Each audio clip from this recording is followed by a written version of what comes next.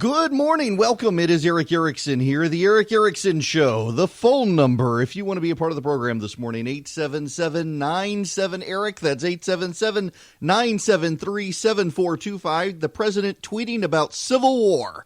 There will be a civil war if he is removed. I got to tell you, and now, in fairness to the president, he's just retweeting something that Robert Jeffries, the idiot pastor from Texas, said on Fox News. I don't think it's helpful to the president to be tweeting that there's going to be a civil war or fake news. And the president seems to be circulating a bunch of conspiracy theories as well we need to get to. Here, there are two problems right now shaping up with impeachment on the Republican side. There are also problems shaping up on the Democratic side we need to get to. On the Republican side, though, on the side of righteousness, if you're a Republican, the president is unhelpfully stirring the pot, trying to rile up his base in a way that is going to build a bipartisan coalition against him. As I have mentioned ad nauseum now, there are 18 Republicans leaving the House of Representatives at the end of 2021. They'll be out January 3rd, 2021.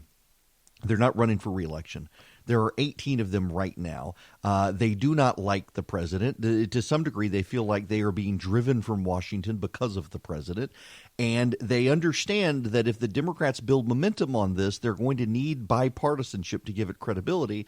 And in bringing bipartisanship to it, the Republicans, they're already nursing a grudge against the president. Well, if they pass articles of impeachment in the House of Representatives, that then moves it to the United States Senate. And when moving to the United States Senate, the president already has 4 Republicans who are leaving. One of them, the senator from Wyoming, is it Enzi who's leaving? He's okay with the president, but we've got a Kansas seat that's opening, and Pat Roberts doesn't like the president. Johnny Isakson in Georgia doesn't like the president.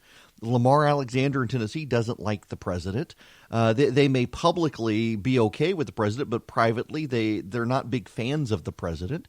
And they could give bipartisan stature in the Senate to build momentum. You also now have Susan Collins in the Senate being very public that the president's attacks on the whistleblower are inappropriate. So you've got a problem there. You've got a problem with Mitt Romney, who is in a Republican state that doesn't like the president. Democrats and third-party candidates did far better in Utah with Donald Trump on the ballot in 2016 than they've ever done, Utah being the most Republican state in the country, and yet they don't like President Trump. You've got Pat Toomey in Pennsylvania. You've got Ben Sasse in Nebraska. Sasse is in an awkward situation in that he's on the ballot, but Sasse views the Constitution very strongly. You've got a number of these senators around the country. Who else? Richard Burr in North Carolina has expressed concerns. I'm missing one or two. In any event, you've got enough Republicans in the United States Senate, even if you can't get to 2/3, you pull it close and you severely weaken the president for re-election. But the president saying there's going to be a civil war if he is removed really just causes the collegiality among members of the Senate to go up because they want to show it's not true. And that's a problem for the president. It is also a problem for the president and his team that they do not have a prevailing narrative right now to try to defeat this. They're throwing conspiracy theories. The latest conspiracy theory being circulated by actually very good friends of mine on the right is that the inspector general changed the reporting requirements for whistleblowers so that you used to, and you probably heard, in fact, the president is tweeting this out this morning, as a matter of fact. In the last minute or so, the president has tweeted this out, that up until August of this year, whistleblowers could only file a whistleblower complaint, particularly in the intelligence community, with firsthand information. They weren't allowed to file a whistleblower complaint with secondhand information, and that the form was changed in August of 2019. It is true. The form was changed in 2019. It is not true, however, that prior to 2019, only firsthand accounts could be filed. That's not true at all. In fact, prior to 2019, what happened was the form allowed secondhand complaints, but you didn't have to specify who the secondhand complaints came from. Let me read you the breakdown here. It is actually rather important. I just texted this to someone, and now I closed the screen. Let me pull up this complaint again. Yeah. Since at least 2017, Form 2014, Form 401, which has the whistleblower complaint, required that there be a distinguishing between direct and personal knowledge or heard about it from others. The change came where on the old form, there were three options. You heard about it from secondhand sources outside of your area or from other employees within your area. Now there are only two boxes. One is firsthand information. The other is secondhand information. And the secondhand information is then specified between other employees or people outside the agency.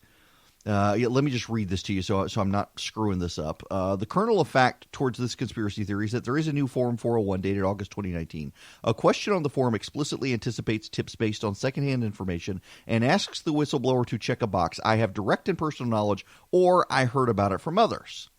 What isn't mentioned is that there's a near identical form gracing Form 401 that's existed since at least May of 2018, making it impossible that it adds an easement for Trump's whistleblower. The major difference in the fields is that the old form included three options instead of two, subdividing secondhand sources into outside sources and other employees. So in other words, the new box has I have direct knowledge or I heard it from others. The old box had I have direct knowledge or I heard it from others, the others being people outside my agency or other employees within my agency. The old box was a little more precise, the new box not, but both allowed secondhand knowledge. So the president tweeting this morning that the old form did not allow secondhand knowledge is not true. One of the other issues is that conservatives are essentially building in conspiracy theory. And this is the issue that should concern the president's team. In fact, there's a report out the president is upset with Mick Mulvaney for not having some sort of overarching narrative to deal with the situation. Here's the problem here. Right now, the prevailing narrative is conspiracy. And most Americans don't buy conspiracy. And it doesn't help when you're pushing conspiracies that are easily debunked, like, for example, this form or the Ukrainian situation saying, what about Joe Biden? What about Joe Biden? Well, we'll get to Joe Biden because that's where the Democrats have concerns. I want to deal with my own side first. Let me, if I can here, in fact, I put this up at theresurgent.com. You can go see it for yourself. Let me pull it up so I can kind of read it. It's always better the first time. And I think that what the president and his team needs is an actual overarching narrative. Now, a lot of the media is not going to buy this narrative because the media really is in the tank for the Democrats. The media really is out to get the president, and you do need to understand the media is out to get the president. And by the way, I think you can point out to the American people this is so because the American people distrust the media. The media has worse trust numbers than Congress has right now.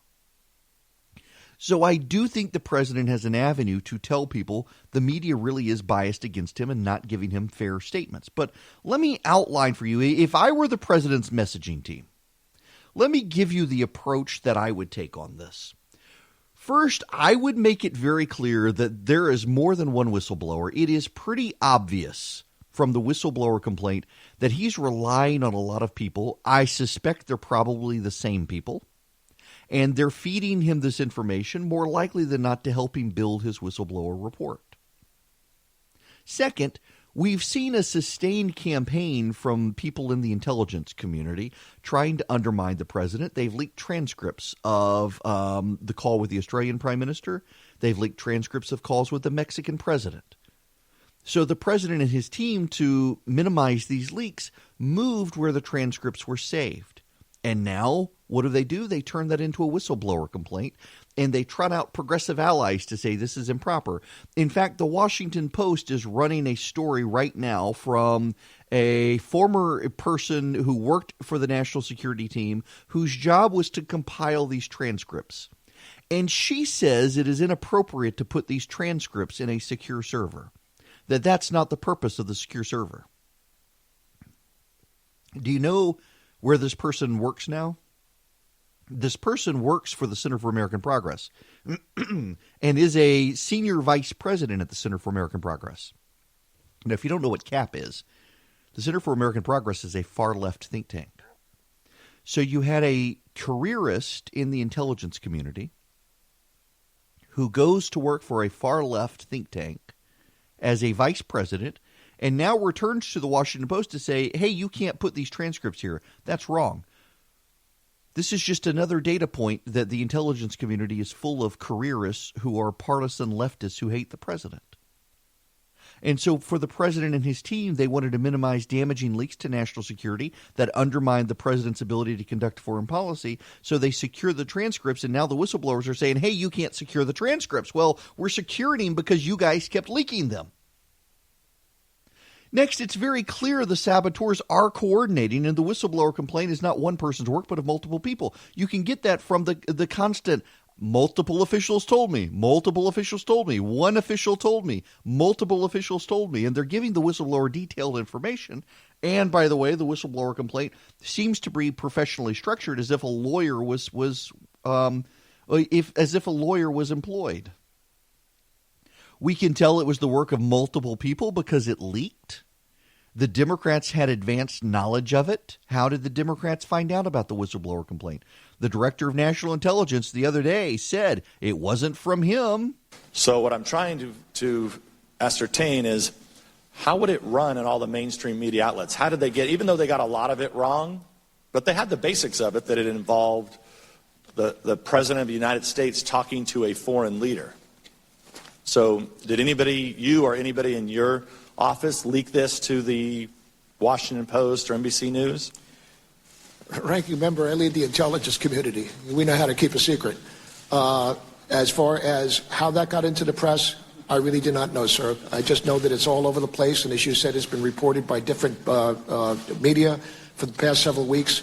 Where they get their information from, I don't know. Where they get their information from, I don't know. How about from Democrats? I mean, the leak had to happen somewhere. How does the whistleblower complaint get out of the IG structure? How does Congress know that there's an urgency label? Someone had to have told. So, yeah, you can say there are multiple people working on this because isn't it interesting the whistleblower complaint leaked and the whistleblower identity did not? Isn't it curious we don't know who the whistleblower is yet? I wonder if that would undermine the whistleblower's credibility. And into all of this, they can say, if there's really concern here, litigate this at the ballot box. The election's a year away. Impeachment's ridiculous at this time. The Democrats are using people from inside the intelligence community to undermine the presidency. The president is having to take extraordinary steps to secure information that Democratic leakers want to leak to embarrass the president and sabotage our national security. This needs to be dealt with at the ballot box.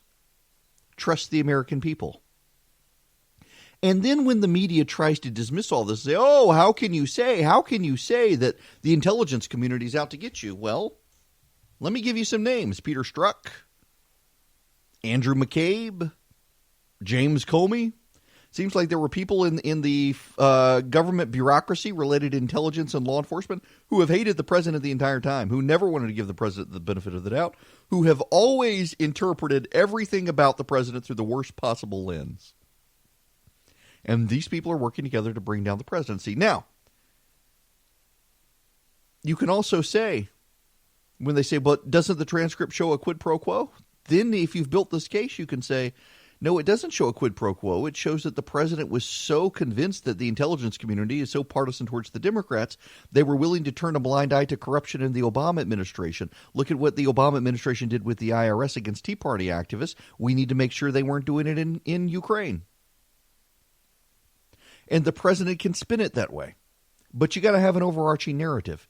To run conspiracy theories on point, to run out and say, oh, what about Joe Biden? What about Joe Biden? What about Joe Biden? Well, it turns out there really isn't a there as much as so many people want to believe it. There's no there unless you can say, listen, the intelligence apparatus we're seeing is out to get this president and probably turn a blind eye to the last president because they were partisan Democrats.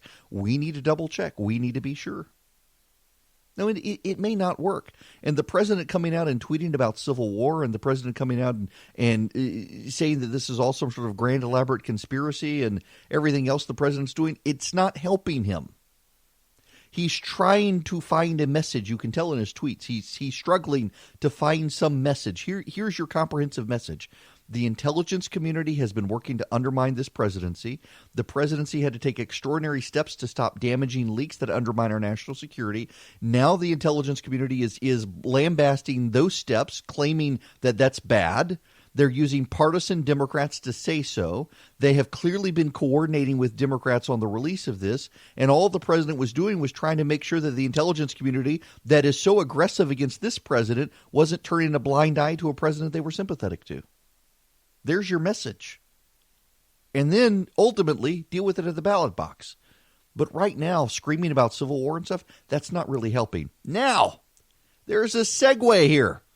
Because the Democrats have their own serious problems and they're going to have to do something they don't now want to do, but they're going to have to do it if they actually want to combat the president.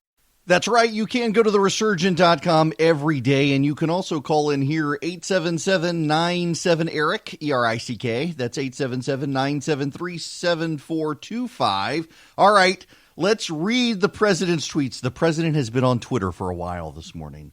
Beginning 1 hour ago, the greatest witch hunt in the history of our country. And then China trade turmoil, China urging a calm and rational solution. China's doing very poorly while the USA, under your favorite president's leadership, continues to soar to new heights. That under your favorite president's leadership. The fake whistleblower complaint is not holding up. It is mostly about the call to Ukraine president, which, in the name of transparency, I immediately released to Congress. The whistleblower knew about nothing. Its secondhand description of the call is a fraud. Representative Adam Schiff illegally made up a fake and terrible statement, pretended it to be mine as the most important part of my call with Ukraine president, read it aloud to Congress and the American people. It bore no relationship to what I said. Then he's tweeting again about the Beijing situation. And then again, the president of Ukraine said there was zero pressure to put on him. Case closed. And then in all caps, who changed the longstanding whistleblower rules just before submittal of the fake whistleblower report? Drain the swamp. And then hashtag fake whistleblower. Now, again, peddling this whistleblower rules change, it's not actually true.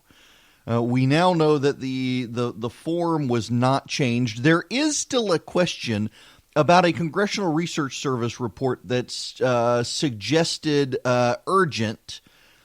Essentially, whistleblower law says if there's an urgent matter, it needs to be referred to Congress. And one of the exemptions of that is things done by the president. And the Congressional Research Service seems to, my understanding is, talking to a friend of mine, that they did release a report at the request of some member of Congress saying that actually urgency implies the president as well, which the law itself doesn't do. So there's a question about that. I suspect, again, this is all grasping at straws. The GOP needs a comprehensive message, and that message cannot be rabbit hole conspiracy theories. I think it's a fair statement to say, and I think the American public understands, the Democrats have been after the president since the Mueller investigation. We know from the Mueller investigation that there were parts of the American bureaucracy and law enforcement and intelligence that hate this president and that are progressive, and they want to undermine the president. We know it is objective fact that these people tried to undermine the president by leaking call transcripts. We know it is an objective fact that this White House had to respond by securing those transcripts. After securing the transcripts, the presidency had to deal with whistleblowers now saying that locking up those transcripts was inappropriate, but that's what the presidency had to do to ensure that the transcripts didn't leak. Some of them are sensitive transcripts that shouldn't leak.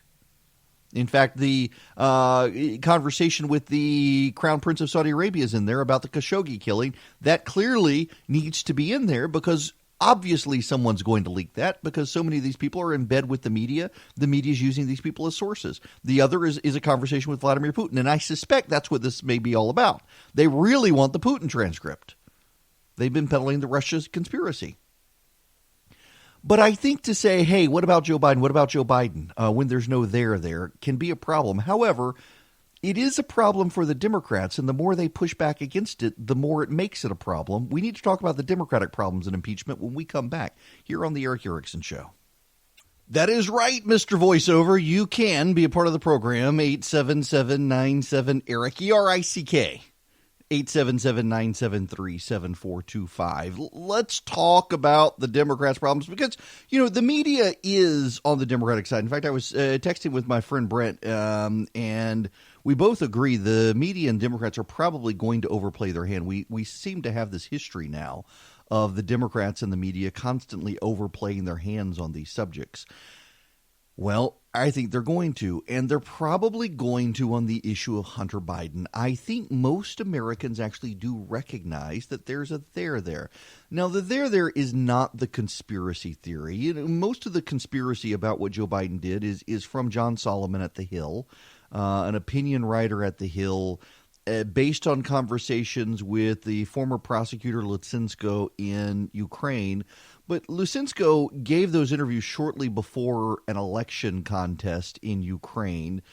He worked for the outgoing president, and he wanted to make some very wild claims to undermine the incoming administration and the support of the Obama administration for what he believed was the incoming administration. Right after the election, he walked all those complaints back, says he's had very limited contact with with Giuliani. He's talked a couple of times to Giuliani. But I want to play this audio for you because this actually is very important to one of the big conspiracies that Republicans are pushing, that somehow Joe Biden was protecting Hunter Biden, that his trip in March of 2016 to Ukraine, where he fired the former prosecutor, not this guy, but his predecessor, was all about protecting Hunter Biden. There's a punchline there we'll get to, but first listen to this. Did you find any corruption by then Vice President Biden, or abuse of power, or corruption by Joe Biden's son, Hunter? I have declared that I don't know any possible violation of Ukrainian law, once again, Ukrainian law, by Biden and Biden Jr. So he doesn't know of any violations of Ukrainian law by Biden or Biden Jr. Now, keep in mind that the prevailing conspiracy theory on the right, created by John Solomon at The Hill, is about what Lutsenko told him in a Skype interview. That Skype interview occurred shortly before the election in Ukraine, and Lutsenko walked it all back after his guy lost. Now, you can say it was because he wanted to keep his job, or as people have pointed out, Lutsenko was kind of a huckster in Ukraine, wasn't taken very seriously. But even if you believe the Solomon conspiracy, that Biden was over there trying to protect his son, and that his trip in March of 2016 was all about protecting Hunter Biden and ensuring that Hunter Biden be protected and that the prosecutor who was investigating him be fired. If you believe all of that, there's just a problem.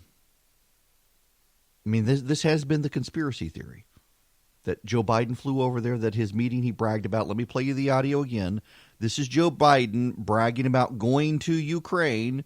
And in flying to Ukraine, he forced the prosecutor to fire, or forced the government to fire the prosecutor. That is, I'm desperately concerned about the backsliding on the part of Kyiv in terms of corruption. They made, I'll give you one concrete example. I was, not but it just happened to be, that was the assignment I got. I got all the good ones. So I got Ukraine. And I remember going over, convincing our team, or others too, convincing us that we should be providing for loan guarantees. And I went over, I guess, the 12th, 13th time to Kyiv, and I was supposed to announce that there was another $1 billion loan guarantee. And I had gotten a commitment from Poroshenko and from Yatsenyuk that they would take action against the state prosecutor, and they didn't. So they said they were walking out to press conference. I said, no, we're not going to give you the $1 billion. They said, you have no authority. You're not the president. The president said. I said, call him. I said, I'm telling you, you're not getting the $1 billion. I said, you're not getting the $1 billion. I'm going to be leaving here. And I think it was, 6 hours? I said, I'm leaving in 6 hours. If the prosecutor's not fired, you're not getting the money. Oh, son of a bitch. Got fired. And they put in place someone who was solid at the time. That is the premise of the conspiracy theory about Joe Biden.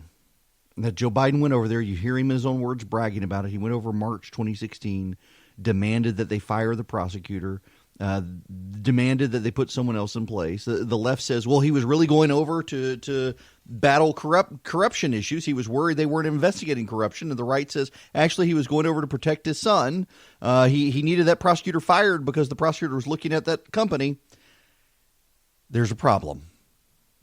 We now know from the White House travel logs, Joe Biden didn't actually go to Ukraine.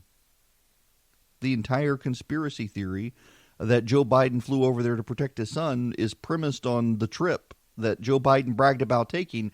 And Joe Biden is an 80-year-old who's had multiple brain aneurysms and clearly is very forgetful in his old age. And he didn't actually go to Ukraine.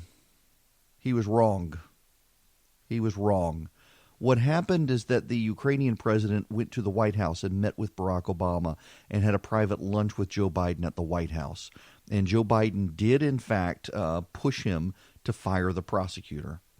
But the premise that he went over there is wrong. And the whole conspiracy theory has been designed around taking Joe Biden at face value, that, in fact, he did this, and it turns out he didn't actually do that. He never actually went over there.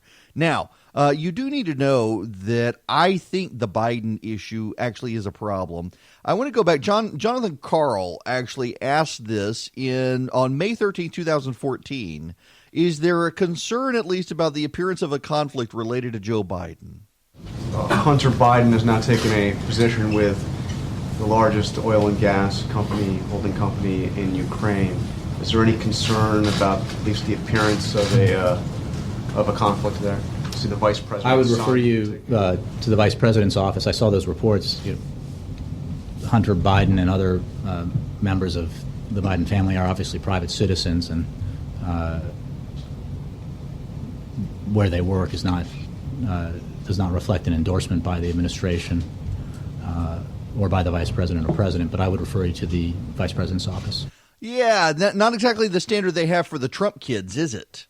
And see, that's the problem here, is that the Democrats have been saying that the Trump kids are getting rich off daddy being president. Well, same goes here. And they're trying to dismiss this, and they're trying to downplay it. And I think the American people fundamentally understand that when your daddy is president and your kids are getting rich off daddy being president or vice president, that's a problem. This is why the Democrats have been pounding the drum on the Trump organization. And when you come out so obnoxiously about it as well, it doesn't help. Here's Joy Behar from The View. Don't you think that politically it's kind of dumb for the Republicans to go after Joe Biden's son when he already lost a son and a daughter and a wife? Politically, it makes me very uncomfortable. I mean, people feel sorry for Joe.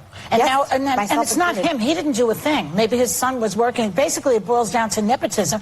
And Trump's got his whole family working in the White House. We want to talk about nepotism. Well, see, and there you go. We can't talk about – let's talk about the Trumps. Let's not talk about poor Joe. Yeah, Joe Biden does have a very tragic history. His wife and child were killed in a car crash. He has another son, Beau Biden, who died of a brain cancer tumor.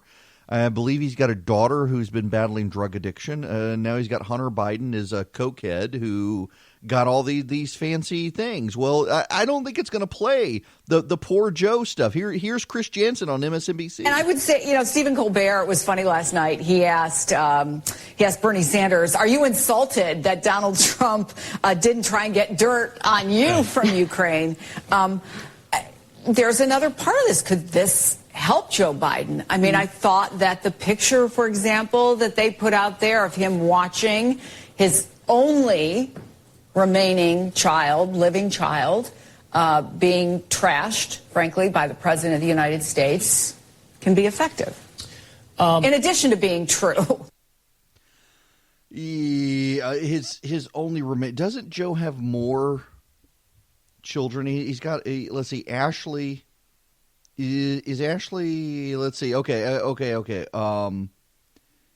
I'm trying to think. Joe has had some troubled children. Hunter, of course, is actually I'm getting families confused.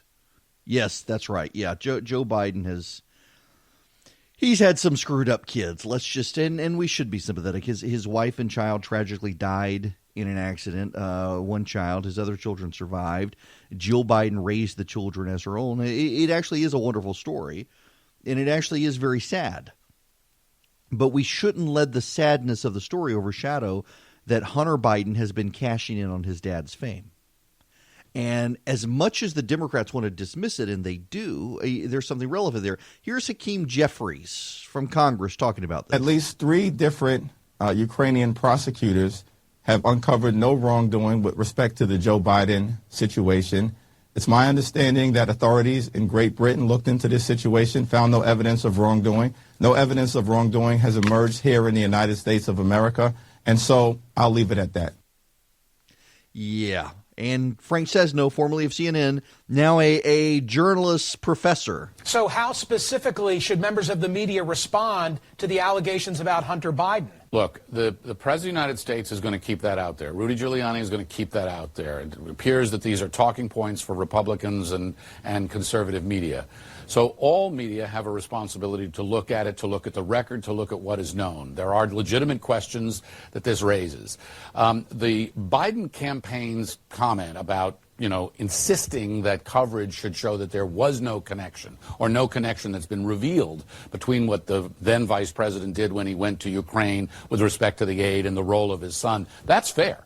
I mean, there needs to be accurate coverage, and the coverage should be proportionate in its nature. You don't harp on this hour after hour after hour. The story is Trump and his call to the Ukrainian president. The story is not fundamentally Biden.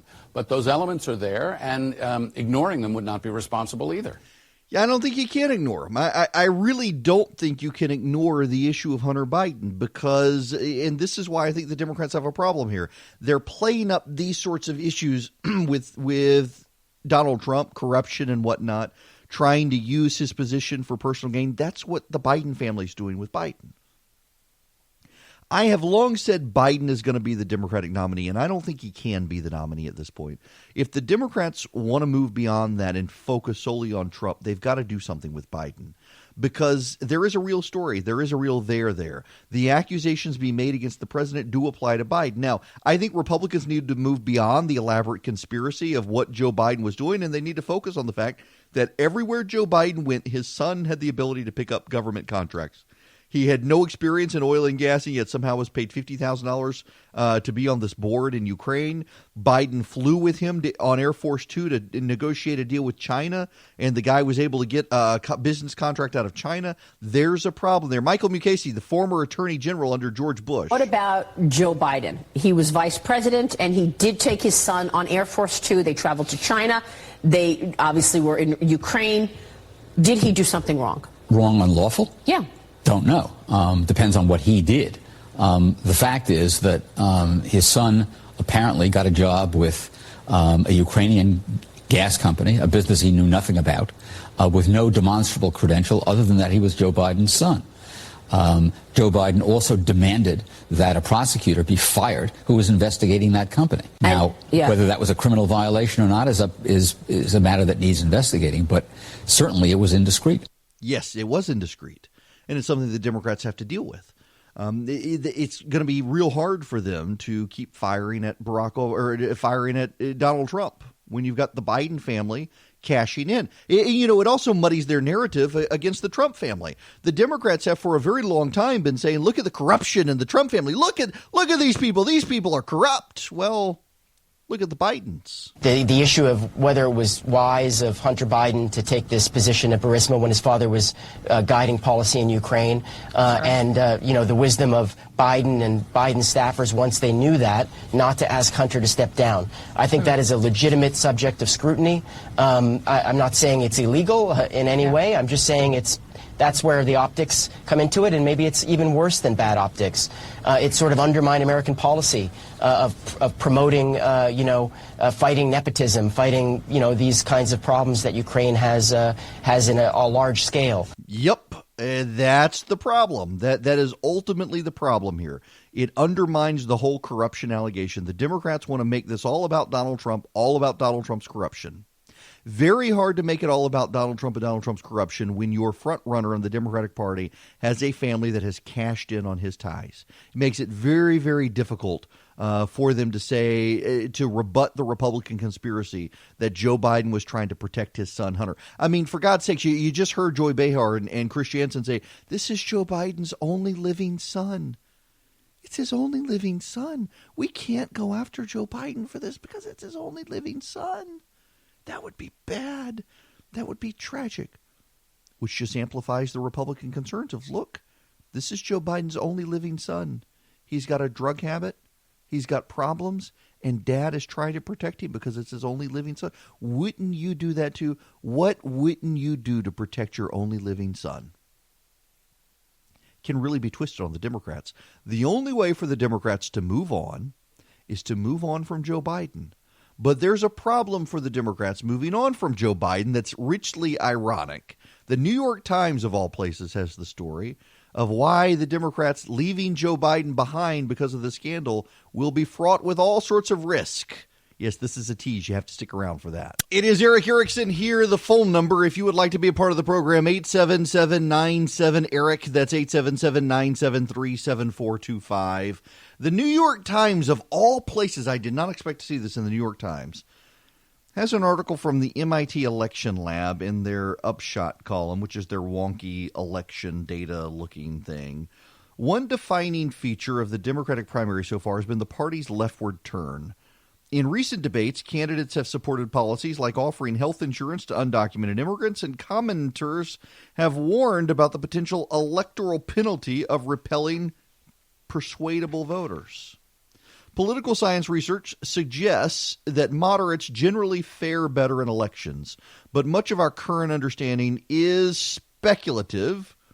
There has been little directly relevant data on how voters are reacting in the moment. Are swing voters being put off? Are Democratic voters excited and more likely to stick with the party? In a recent survey experiment I conducted, the evidence pointed to both these possibilities, but with one pattern much more pronounced than the other. The embrace of progressivism solidifies support among Democratic survey respondents when thinking about 2020, but it repels independents, with a negative effect that is stronger and clearer than signs of enthusiasm generated among Democrats. In other words, Democrats moving far left may secure their nomination. By the way, this is one reason Joe Biden is now coming out with a tax the wealthy plan. Biden had said it would be foolish to do a wealth tax like Elizabeth Warren and Bernie Sanders want. Now his advisors are thinking they're going to do one, a Wall Street tax, if you will. It's to win the Democratic nomination, but the further left they go on this, the harder it becomes to win the general election, because you do need persuadable independents. You at least need them to sit home. And they may actually, the Democrats may lose suburbia by going too far left. The suburbia doesn't like the president. What if there's a President Pence? What if there's a President Pence with a Vice President Haley running? I mean, that fundamentally changes the dynamic for the Democrats who've made this far leftward shift. That fundamentally changes the dynamics, fundamentally undermines their position. They're going to have to do something. Moving far left may cost them the general. You know, I mentioned this the other day. I was giving a speech in Fayette County. I was talking to the Fayette County Republican Party. I said, you may not like them, but one of the great books on running for office is from James Carville and Paul Begala, who ran Clinton's campaign. And one of the things that they write is that you should never do anything that wins you the primary and costs you the election. That your strategy is to win the election, not to win the primary. Your overall strategy is to win the election. And that may cause you to have to do certain things but to win the primary, because you got to win the primary to win the election, but you shouldn't do things that cost you the general when you win the primary. Again, your strategy is to win the election. The primary is not the election you want to win. And what the Democrats are doing right now is they're doing very short-focused, let's win the primary, and let's win the primary by going as far left as we can. That doesn't help them, because if you go as far left as you can to win the primary, you're then locked in on your record, and no amount of media sympathy for you is going to help when you run into the general election, with far left proposals like banning straws and banning cows and taxing cows and shutting down nuclear power and getting rid of all the coal plants in Appalachian, putting people on the unemployment line. These things don't actually work well. They're going to have to come up with something else. And having Joe Biden as their front runner on top of it all, as he's moving to the left, is going to hurt them. And it's going to hurt them largely because Biden moving left to win also in this situation has the corruption angle piled up on top of him. These things don't work well. It's like the Hollywood progressives coming out and attacking the president when they claim they want climate change. All it does is signal to a bunch of conservatives that these people really don't want climate change. They're just partisan activists. It is a religion to them. The Democrats can't have it both ways. It's almost like people have forgotten how to message. Has our politics become so dumb and driven by what people see on Twitter that they can't come up with a comprehensive message? Because neither side right now seems capable of doing that, and it's undermining both of them, which is actually kind of hilarious and great for radio ratings, I do have to admit, as they flounder. Hello there, it is Eric Erickson. Welcome to the Eric Erickson Show. The phone number, if you would like to call in and be a part of the program, 877-97-ERIC, E-R-I-C-K, 877-973-7425. You can also get me on social media, Twitter, Instagram, Facebook, YouTube, other places, at E.W. Erickson, E-W-E-R-I-C-K-S-O-N. Okay. You know, I'm going to stick with impeachment here. For those of you just tuning in, normally I focus on Georgia here, and I feel compelled to that there's actually news in Georgia we need to talk about. Some of it relegated to impeachment, but I want to sound like a broken record first. The president is continuing on Twitter this morning. I do think most Americans don't care about Twitter, but I do think that people in Washington do. I think when the president's tweeting about civil wars, if he is gone, it hurts him. It doesn't help him. I also think that the president and his team need a comprehensive message strategy. It needs to be on point and on brand. And when the president rushes to Twitter to say whatever pops into his head that sounds good, that undermines that entire communication strategy. The left is clearly coalescing behind a common narrative of corruption and personal benefit from office. The right needs to find something, and right now you have an assimilation of a bunch of conspiracy theories thrown together, many of which are easily dismissed, and it doesn't help. In fact, I want to play this audio from Jake Tapper with Jim Jordan. It was a very painful interview. The Hunter Biden stuff comes up to some degree in it. I don't want to play the whole interview, but this is just kind of painful to watch. And Jim Jordan is a friend. I really like Jim Jordan, and I think the world of Jake Tapper, who I think is a very fair journalist. This was just Jim Jordan, to his credit, was doing the best he could with the material he has. There just wasn't a lot there. He was paid by a foreign company. Yeah, he was paid by Burisma. But Joe Biden was trying to get a prosecutor who was not pursuing corruption fired, and it was supported. It's amazing the gymnastics you guys will go through to defend what you really Sir, think. It's not gymnastics, it's facts. The vice president, and I would think somebody who's been accused of things in the last year or two would be more sensitive about throwing out wild allegations. I'm not against throwing people. out wild. I'm throwing out the facts. The prosecutor was not pursuing corruption. That's why the entire West wanted him fired, including anti-corruption activists in Ukraine. I don't understand what you don't get about that. I get that. I'm just talking about this specific case that there's been reporting on, and the facts of that specific case are what he was paid per month, $50,000. Like I said, that's more than some of the folks I get the privilege of representing in the 4th District of Ohio get paid in a year. He's getting that $50,000 a month. The vice president's son, he got hired for what? The president's daughter right now is having all sorts of copyrights granted in foreign countries. That doesn't alarm you. The president's sons are doing all sorts of business all over the world. That doesn't alarm you. Come on. What's come on? Either there's a principle that people should not benefit from their connections, or there isn't. The previous administration's FBI went after this president on July 31st. They did a crappy job then because they didn't even acknowledge there was an investigation until after the election. They spied on 2 Americans associated with President Trump's campaign. They put Peter Strzok in charge of that campaign. The guy who said Trump should lose $100 million to zero. They allowed Jim Comey leak documents to get a special counsel. They used the dossier to go get a warrant to spy on now the we're campaign. back to the dossier. No, and I'm just saying that's what happened to President Trump. And now that none of that worked. None of that worked. I understand you want to change the subject, but the president was pushing the president of Ukraine to investigate a political rival. I cannot believe that is okay with you. I can't believe it's okay with you. If this is a principle... It's not okay because he didn't do that. It's in the transcript. We all read it. I read the transcript. He says that the Bidens need to be investigated. That's what you guys do. You guys don't read things in context. The context is that comes up when Zelensky's talking about all investigations open and candid.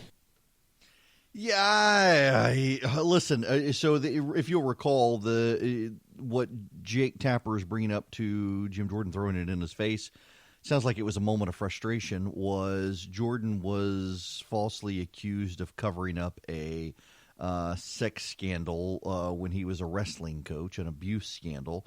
There's never really been any evidence of it, but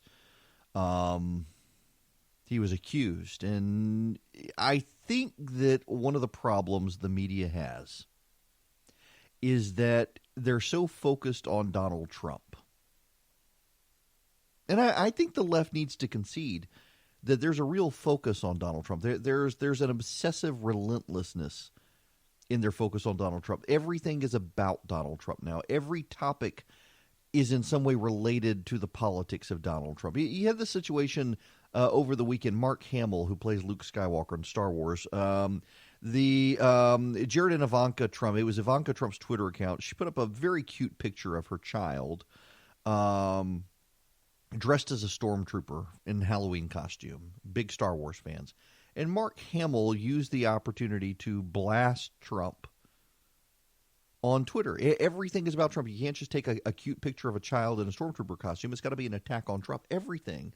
The media and the left are fixated on Donald Trump. And I think it causes the media to miss where the public actually is. Because I do think that the public overall recognizes there is a real issue of corruption with Biden and his family, and that it is hypocritical and duplicitous of the media to go after Donald Trump for corruption and personal benefit from office and his kids benefiting from office, as it does, and then completely ignoring Biden, writing off Biden altogether. It's a very difficult exchange there, though, because I do think that as conservatives push into this conspiracy theory, it undermines their ability to defend the president because it is thoroughly debunked. In fact, the president's own Department of Homeland Security advisor came out this weekend, or I should say former Homeland Security advisor. President Trump put him in as his Homeland Security advisor. He retired a while back. And he said that the Department of Homeland Security thoroughly debunked the CrowdStrike allegations. The CrowdStrike allegations are a conspiracy that is kind of bizarre when you think about it, that the Clinton team did not allow the FBI to inspect their server. Instead, they contracted with an outside team that took the server to Ukraine and inspected the server in Ukraine and got it out of the FBI. In fact, the FBI did look at the server. And that's how they were able to determine the Russians did hack it. But if you ask most people on the right are convinced that the FBI didn't look at it because the Democrats took it out of the country to this company called CrowdStrike. And the president's advisor to Homeland Security said this was thoroughly debunked. The president was told repeatedly this wasn't a true story, and yet Giuliani pursued it to the point that Giuliani's dragged the president into an impeachment scandal by pursuing debunked conspiracies. The geriatric has-beens on Fox News parroting these conspiracy theories are what are getting the president impeached. He's overdosed on these 70-something-year-old pundits on Fox spreading conspiracy theories that even the Fox anchors are pushing back on, but the president hears them and says, yeah, that's the ticket. But then there's another angle to this we should be honest about. Where is intent? I mean, is their intent? The Democrats would say that the intent is that the president is trying to hurt Joe Biden, his competitor. I think Republicans have a very good and plausible argument that the president just so thoroughly believes the media and the intelligence community are biased against him that he's doing his due diligence as commander-in-chief to make sure that the prior administration wasn't engaged in corruption and the intelligence community and the media let him get away with it. I think there's a plausible argument for the president. You can disagree with him. You can disagree with the conclusion, but I don't think you can so thoroughly dismiss it. I don't think you can.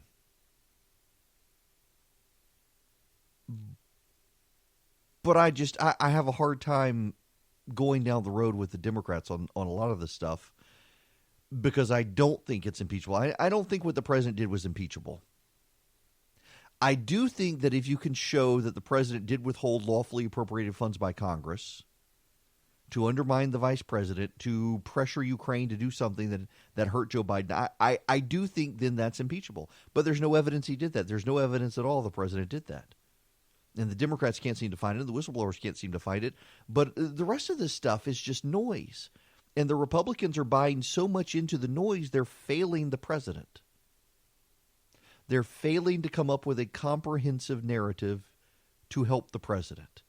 That the intelligence community, we know, going back to the Russia investigation, had people who didn't like the president. They have routinely leaked information, including transcripts of calls with foreign leaders to embarrass the president. They have worked through the FBI to try to get the president, and they keep failing and they keep grasping for straws, and this is just more of it. It's very clear that someone leaked the whistleblower complaint. We're not paying attention to the fact that the whistleblower complaint was leaked. How was it leaked? Who leaked it? We should find the leaker. Who leaked it? We presume it was the whistleblower. Was it the whistleblower? If it wasn't the whistleblower, who did it? There's a story there to tell the American people that these people are relentless in pursuing the president and undermining the president and making the president look like he is the victim of a group of progressives inside government out to get him. This throwing stuff into the wind about Joe Biden this, Joe Biden that, conspiracy this, crowd strike that, doesn't help. It undermines the core narrative that there are people who have been working to undermine and delegitimize the president since day one. And it helps the president to have Hillary Clinton come out and call him illegitimate. We're seeing that as well. But then you do have some Republicans coming out as well. Bob Goodlatte, one example of that, coming out and questioning the process thus far with impeachment. And Hugh Hewitt this weekend on Meet the Press made a very good point about how Adam Schiff has conducted himself in this entire matter. And again, Schiff, I think, works to the president's advantage. Schiff came out, made up a transcript, claimed this was the transcript of the president, undermined his credibility in the process. The most important thing that was said this morning thus far is Adam Schiff came on and he went full Alice in Wonderland, Queen of Hearts. Verdict first, trial later. I believe he destroyed his credibility this morning on this show as a fair arbiter of this process. The key other thing about is there enough time, is there a middle? That middle is tired of investigating President Trump. It has gone on for 2 years, and the most interesting part of the Nancy Pelosi decision to go for a fast impeachment is the implicit but very real concession that the Mueller report had no impeachable offense, no obstruction, no collusion. It's gone. They have erased it from the record. So Adam Schiff is biased, and Nancy Pelosi has admitted that Mueller exonerated Trump. Listen, I think Schiff hurts the Democrats themselves. It turns this into a very partisan affair and allows the Republicans ways to undermine the entire thing. Here's Bob Goodlatte, congressman who is involved in the Clinton impeachment situation. The impeachment process, to be successful, needs 4 things. First of all, it needs to be fair and with an orderly process. And that in 1974, with the Watergate impeachment by the Democratic Congress of Richard Nixon, they were scrupulously fair, and they went to the House of Representatives as a whole and got approval to proceed before they issued subpoenas related to an impeachment, because Chairman Rodino at the time said, we don't have this authority under the rules without the House passing that resolution. And Democrats have shown no signs of that kind of fairness, nor have they shown any sign that they're going to give the president's counsel the kind of access to cross-examine witnesses to testify before the committee. It looks like they'll only accept a letter from the president's counsel after the fact. If these things persist, I think the appearance is going to be that this is indeed a kangaroo court where they're trying to railroad this process and move it along expeditiously, and not a quasi-judicial proceeding where the parties and the public view this as being treated fairly. Secondly, as you note, it needs to be bipartisan, and I see no sign of bipartisanship in this case. Yes. And that starts with the majority treating the minority fairly in the process. Exactly. Yes. This process right now is so biased towards the Democrats. In fact, Nancy Pelosi hasn't had a vote on impeachment yet. Do you know why she hasn't had a vote on impeachment? This is Doug Collins actually brought this up, and I've now heard it from several other congressmen, including one Democrat. The reason Pelosi hasn't brought up impeachment yet is, one, she doesn't want some of these moderate Democrats like Lucy McBath from here in Georgia to have to take a position yet. But two, if they began a formal impeachment inquiry, then the rules would be changed so that the Republicans and Democrats alike would be able to call witnesses and rebut. They would have to structure it with due process. They would have to follow laws that they do not right now have to follow based on past precedent going all the way back to Andrew Johnson and his impeachment. There were certain things the Democrats would have to do, and as long as they don't have a formal vote on a beginning impeachment right now, they don't have to follow those. They don't have to give due process. They don't have to allow exculpatory evidence. They don't have to do any of that. They can just keep calling partisan after partisan after partisan. Now, I suspect what's going to happen is what the Democrats will do is they'll call the whistleblower, and they will have the whistleblower behind closed doors. In fact, the whistleblower is expected to testify in the next week or two after Congress comes back from recess. That's another thing, by the way. Democrats say, oh, we got concentration camps. We need to deal with the concentration camps. Hey, let's impeach the president. No, wait, let's take 2 weeks off. It really makes the whole thing not look very serious. Now, apparently, the whistleblower is going to testify behind closed doors and provide a list of witnesses and documents that should be requested by the Democrats. At that point, maybe they will go into formal impeachment proceedings. I don't know. But right now, as long as they don't have to do it, as long as they're not doing it, they can protect themselves from having to comply with due process and allow the president's team to provide exculpatory evidence. That's why they're doing what they're doing. That's right. I will be sending out a recipe this week. You can get it by texting the word recipe to 33777. Text the word recipe to 33777. And on Wednesday or Thursday, I forget when I have it set, I'll send you out a recipe. I'm not telling you what it is. There you go. Now, we do need to get into Georgia news in this hour, which is what I tend to do in this hour. This is a show across the state of Georgia, and we got to talk about Jon Ossoff. Jon Ossoff, he is launching his big voter registration thing. It's going to be the biggest ever. I got a issue here. The AJC is reporting Jon Ossoff. He kicked it off with John Lewis and several other Democrats around the state. First of all, I do find it funny that you've got a guy who's never been elected to anything running against three Democrats who have, claiming he's got some sort of mantle based on a loss. Very Stacey Abrams-ish, but can you out Stacey Abrams? Because what Ossoff is trying to do essentially is to out Stacey Abrams. It's going to be the largest voter registration drive ever. So does that mean he's going to be able to do what Stacey Abrams couldn't do? If so, why should Stacey Abrams be the nominee in 2022 against Brankham? I mean, that's what Abrams wants. That's why Abrams isn't running for the Senate now. Abrams wants nothing to do with the Senate. She wants her eye on the prize. She wants the Democrats to pour money into Georgia in 2020 because she has said all along that 2022, 2024, that's when Georgia becomes competitive. That's when Georgia really becomes the time. And see, I had forgotten this, but back in 2016, the AJC ran an article with Stacey Abrams where she suggested 2022 to 2024 would be the period of demographic shift in Georgia where the Democrats could take it back. Now she's coming along. She's got her eye on the prize for 2022. And yet she wants the Democrats to pour money into Georgia in 2020 to help her. But along comes little Johnny Ossoff to say he's going to do it bigger and better than everyone. He's not going over so well with people this time.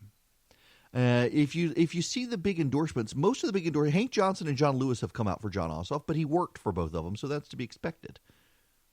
But the big endorsements, they're all going for Teresa Tomlinson. And it's very interesting to see why they're all going for Teresa Tomlinson. The big issue, the reason they're going for Teresa Tomlinson is because they view her as more moderate, which is hilarious. Teresa Tomlinson is out trying to out-progressive Ted Terry. I mean, she's out trying to say Ted Terry has a lesser score on some progressive index than she has. But you got, I think, Roy Barnes has come out for her. Andrew Young has come out for her. Some business leader I've seen recently has come out for her. Several others have come out for her.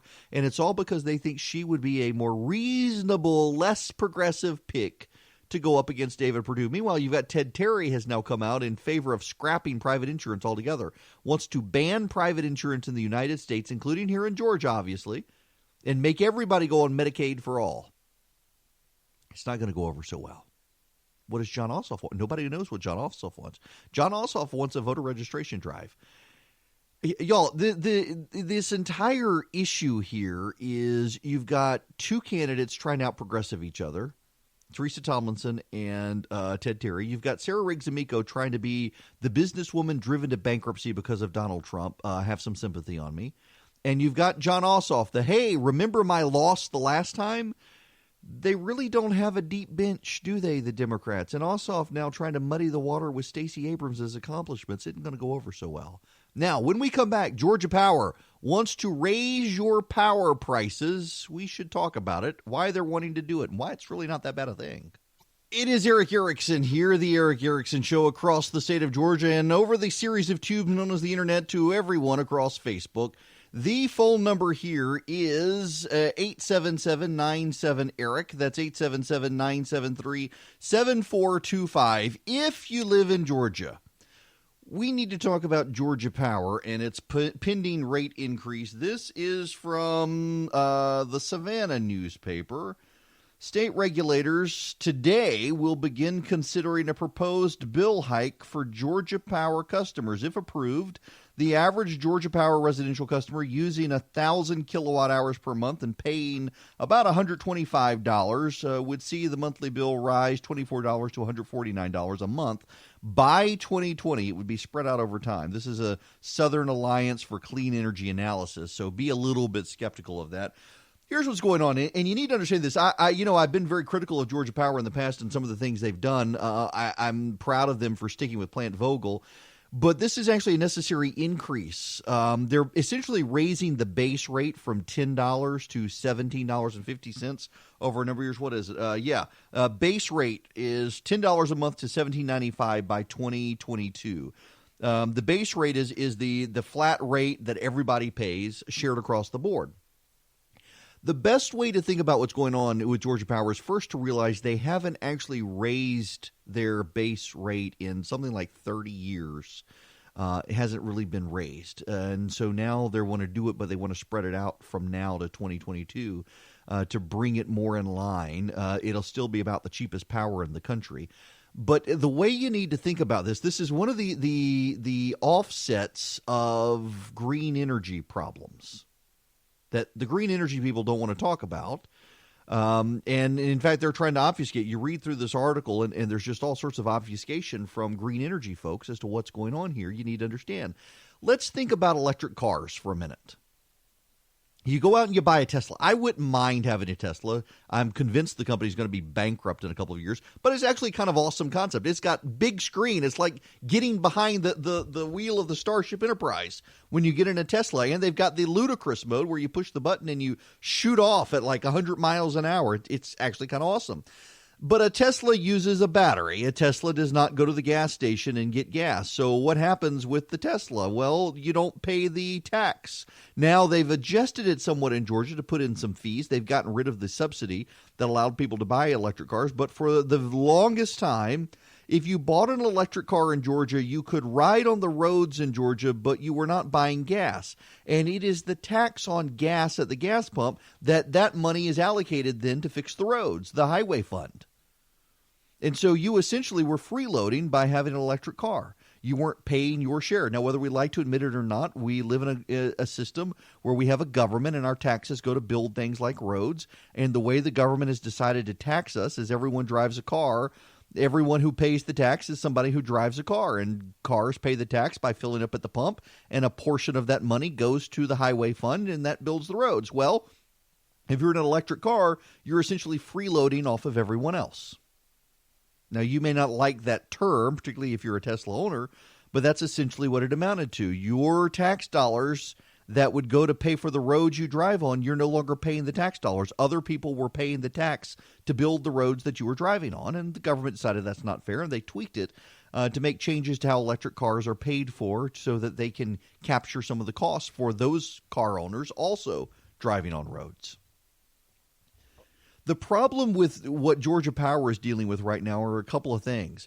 As more and more people are, particularly rich people, and you do need to actually specify it's rich people doing it. It's not poor people doing this.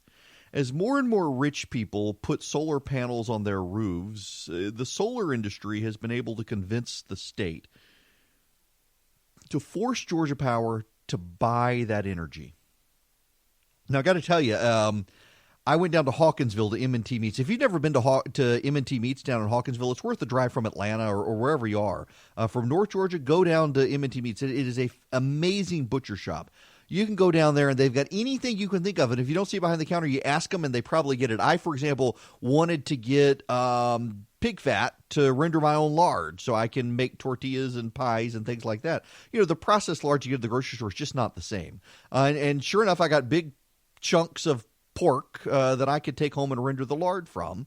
Also got, they have briskets, and they've got fantastic chicken breasts, and it's not those giant super fat steroid chickens you get at the grocery store. It's just great chicken. Anyway, so headed down to Hawkinsville. You go down I-16, you get off exit 6, go to road, or whatever it is, exit 18, and eventually you head down the Golden Isle Parkway, and you come across this massive solar field. It's just, hundreds of acres. It'll be the largest solar facility east of the Mississippi, I think, when it's finally developed. Georgia Power is building this because the federal government has demanded they get off of coal. So they're building nuclear and they're building solar, all to satisfy the demands of the environmentalists. Well, one of the things the environmentalists have also done is they've passed a law that requires Georgia Power to buy excess energy from them. So Georgia Power, you've got all these rich people who put solar panels on the roofs. I wish I had them. They run their power on their home while they generate enough excess electricity that Georgia Power is forced to buy that electricity. And that is how these solar panel companies make money.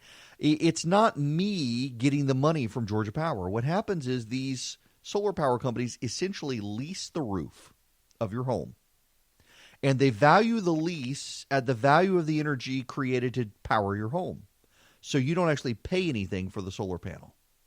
You pay installation costs, things like that.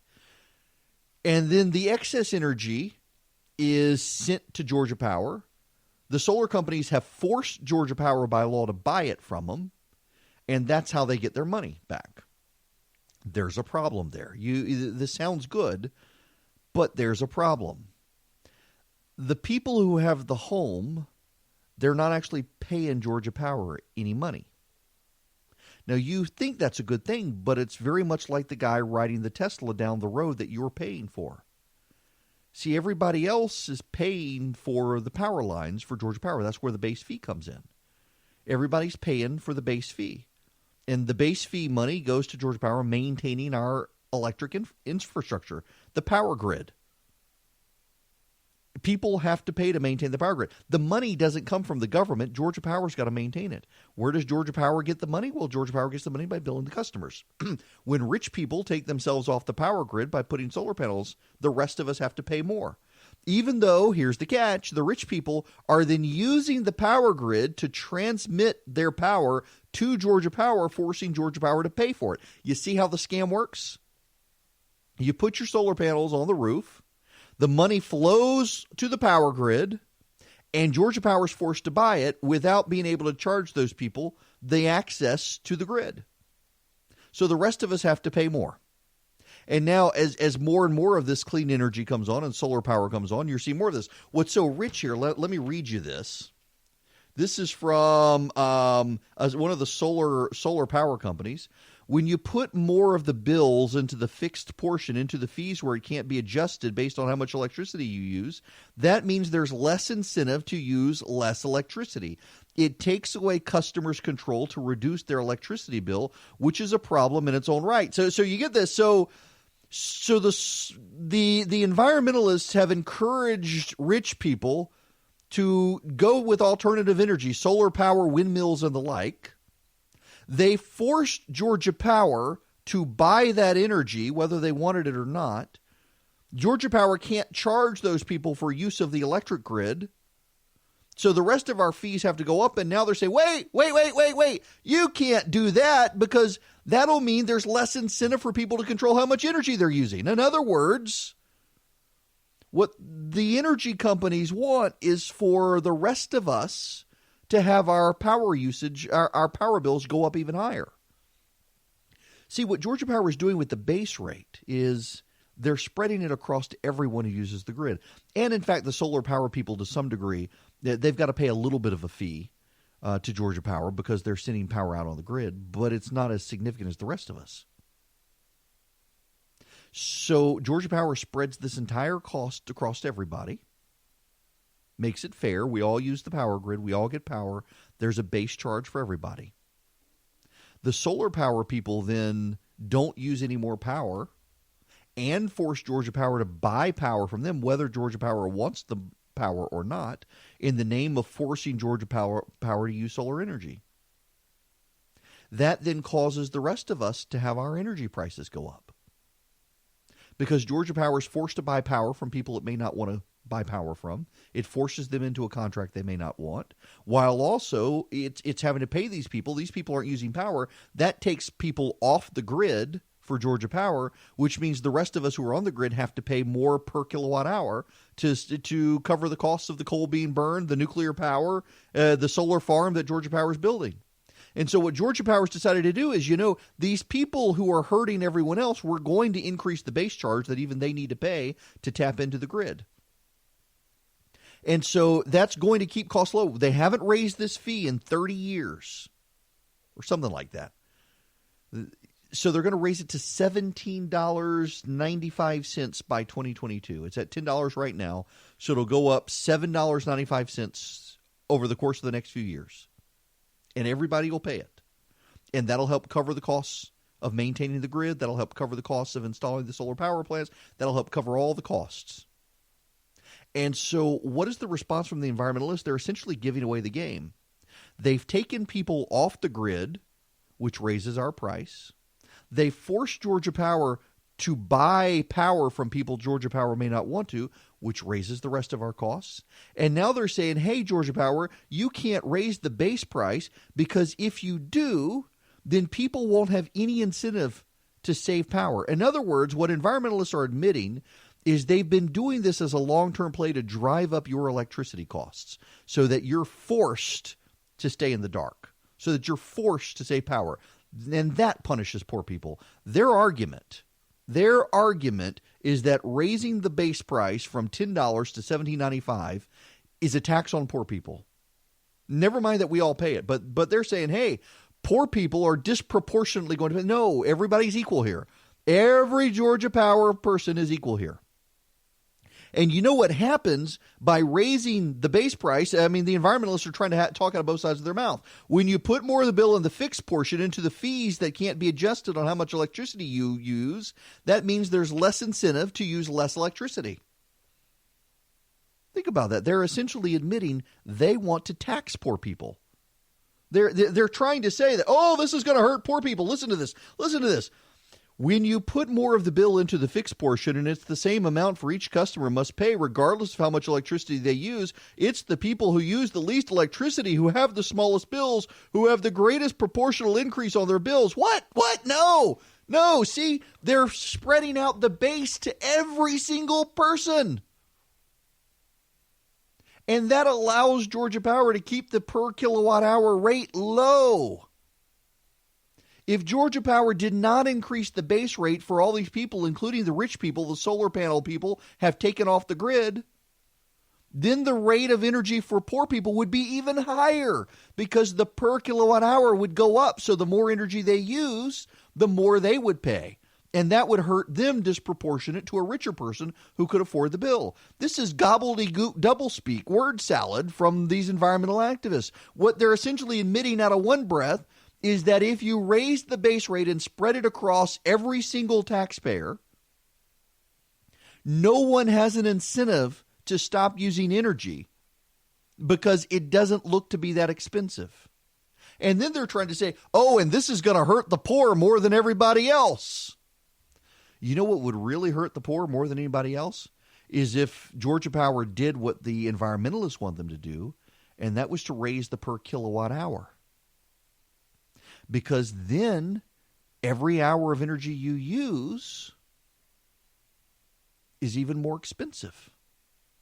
And so the poor person who uses an hour of power from Georgia, hey, that rhymed, an hour of power from Georgia Power, has less money to pay that increased price than if a lot of these costs are put into the base rate that everybody pays. Spread the costs out among everybody. It's just like the roads. Spread the costs of building roads out to every single person who drives on the road. And then along come the environmentalists with their battery-powered cars that use Georgia Power, by the way. Where do the batteries get their power? The batteries get their power from the power grid. But then they get out on the roads and they don't pay the gas tax. And they get mad when everybody else says, wait a second, you're using the roads too. We don't want everybody's taxes to have to go up to build the roads. We just want the people who actually drive on the roads to pay the tax to build the roads. And you've exempted yourself from that by buying this car. We need to add a fee to your car to help cover the cost of the roads that you use. Essentially, that's what's happening here. We've got rich people, and again, I say that. I'm not trying to do class warfare stuff here. It's just the reality. It is rich people with those giant houses on West Paces Ferry that all face south and have giant solar panels, and they're thinking, I'm saving me a lot of money, and Georgia Power's got to pay me, or at least pay the solar panel company for the power, whether or not Georgia Power wants it or not. And the result is that Georgia Power's acquisition cost for power has gone up because it's forced into deals with these people it may not want. They're building their own damn solar power plant just near me, and they're building the nuclear power plant. And yet they're forced by these environmentalists to do this. And now the environmentalists are saying, oh, no, you can't raise the base cost because that will mean that people won't have any incentive to stop burning power, which is kind of an admission that Georgia Power is actually helping everybody by raising the base rate as opposed to jacking up the per hour usage, which really would hurt the poor. I mean, in this one news story, the environmentalists are trying to have it both ways. Again, Georgia Power hasn't raised the base rate in years. And now we've got people coming in from out of state who are trying to essentially punish you for using power. And they recognize that if Georgia Power does what it wants to do, then you're not going to be punished. And if you're not going to be punished, you have no incentive to stop turning the lights on. And that's what this is all about from the left, is they actually want your power costs to go up significantly the more you use energy. And Georgia Power's found a way to cover its costs for its grid, cover its costs for its infrastructure, and cover its costs to deliver power to you without significantly jacking up your rates. You would think you would want to go along with this, but the environmentalists want you to oppose it because they know the alternative will be to raise the per hour price even more, and that will then make you realize, oh my gosh, power's so expensive, I can't use it anymore.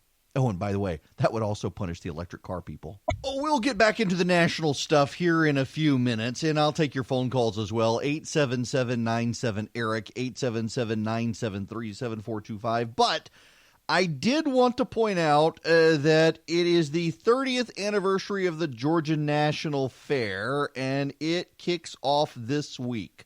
On Thursday, the Georgia National Fair opens in Perry. The fair began in 1990 with 270,000 people attending.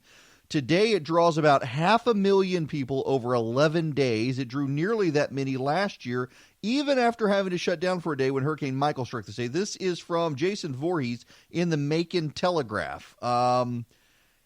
It's 500,000 people will go to the fair. I wonder if we'll see any politicians come by. You know, that's one thing we haven't actually seen. The Georgia National Fair doesn't get the same attention as the Texas State Fair or the Iowa Fair or things like that. And so we don't get all these presidential politicians coming through. I wonder if we will this year as Georgia becomes more of a hotly contested state. What's so interesting about it is the annual budget is $10 million. The state provides $1 million of that budget, most of which goes to youth programs. The remainder comes from revenue generated by the fairgrounds from the events held there. A study conducted by the University of Georgia determined the Agri Center generates at least $5 million in sales taxes each year from people coming into the state for events there. The study found overall the facility, that is the State Fair facility in Perry, generates $80 million annually, a good return on that $1 million. So it began, the idea back in 1983, Larry Walker, then the state representative, visited a youth hog show in Macon. Of course, it began with a hog show. He thought they deserved a better facility, so he was from Perry and invested. And Perry became the two finalists. And, of course, Perry won when the powerful state legislator was in charge of it. It would have honestly been better to have it in Macon just objectively because of its location, but nonetheless, it's a huge facility. I was actually down there. So I mentioned I drove down to M&T Meats, and then on the way back, I went by. There's a great outfitter in Perry. If you drive down 75, I got to go to Adel Outfitters. I love Adel Outfitters. Shout out to the folks at Adel who I know are listening down there on the radio. I love Adel Outfitters. They're fantastic, but it's quite a hike from my house to get down there. Although I need to. It's an awesome place. Great gun selection. But Broken Arrow Outfitters, it used to be Brandon Outfitters, is now Broken Arrow Outfitters in Perry, is on the road near the Perry Fairgrounds. And they've got a great gun selection. I was looking at a 6-hour that they had. And then they've got a good Yeti collection. They've got good kayaks. I got a kayak from elsewhere, but they've got great ones. It's a really neat store. I really like it. They've done a great job with it. I wish they had a gun range. They've got a archery range.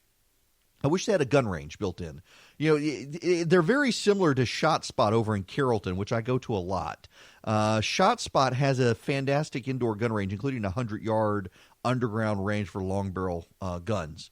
And I wish they did that. But in any event, it's by the Perry Fairgrounds, and it's just a massive facility with, of course, the Sonny Perdue Go Fish facility there. Now, when we come back, the Democrats jockeying for position as the vultures start circling Joe Biden. What are the Democrats going to do, and how are the Republicans going to respond? And what about a President Mike Pence? Hello and welcome. It is Eric Erickson here, the third hour of the show. The phone number, 877-97-ERIC, 877-973-7425. Remember, Eric is E-R-I-C-K. Welcome to those of you across the state of Georgia tuning in and on Facebook Live. Right now, breaking news happening now. Mac Thornberry, congressman from Texas, has announced he is not going to stand for re-election. He is the 6th Texas Republican who is out. His district is Republican. Republicans will more likely than not keep it, but it just basically shows they hate they really, really do hate being in the minority. And they're probably not going to get back the majority here. So, I mean, this is kind of a big signal that Republicans are writing off the House. If this many Republicans, I think we're up to 18 or 19 now, Republicans leaving the House, that's kind of a signal that they don't think the House is in play. They're not going to get it back. And so that just incentivizes even more departures among House Republicans. But there's a problem here, and this is an impeachment problem with the president. You've got 4 Republicans in the Senate leaving, and you've got 18 or 19 now Republicans in the House leaving. They're no longer scared of their voters. If they're not worried about being accountable to their voters, they may want to pursue impeachment. Remember, many of these people blame the president. And because they blame the president for their having to leave their best job ever, they may be willing to do him in by pursuing impeachment. You keep that in mind. It is a political accusation here that's happening. Meanwhile, Hispanic members of Congress are turning on Julian Castro. They're trying to convince his brother Joaquin Castro to get Julian to drop out. He's polling at 1%. He's embarrassing himself, and he's attacking Joe Biden. And Hispanic Democrats want Joe Biden. Why do they want Joe Biden? Anybody have an idea as to why the Hispanic Democrats want Joe Biden? because they're not progressive. I mean, by and large, they're progressive per se, but they're not as far wackadoo left as most of them in Congress. And they're really, they don't want these far left people. They don't want people like Ilhan Omar running the agenda. Speaking of, listen to poor little Ilhan Omar and how she wants to wreck college. Yeah, and as someone who's part of the debt generation, I wanted to make sure that we were creating a proposal that would alleviate the kind of stress that people are dealing with. So what we're proposing is a simple cancellation of all debt, public and private. So a simple cancellation of the $1.6 trillion. And the way that we will pay for it, in the next 10 years is to add a small financial transaction to speculators on Wall Street. We believe that we had the opportunity to bail out Wall Street, and now Wall Street gets the opportunity to bail out the American people. And I think it's really important for a lot Freeze. of people. So we're going to add a fee to speculators on Wall Street.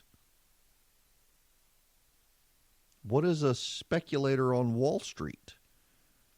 If you actually read what they're proposing, it's you and me.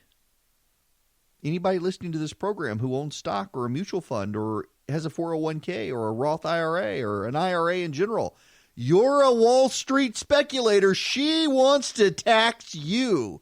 Basically, they want to tax any transaction on Wall Street, and that's what they're going to do.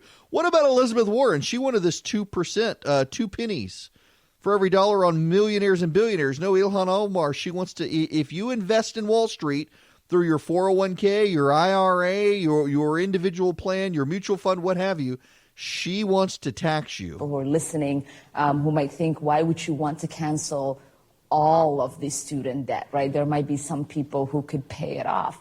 And I think for us, we look at it as being the most simple and the equitable thing to do, because this debt isn't a rich person problem, right? Trump's children are not benefiting from this cancellation. They don't carry student debt. Most of the people who carry student debt are the poor and the middle class.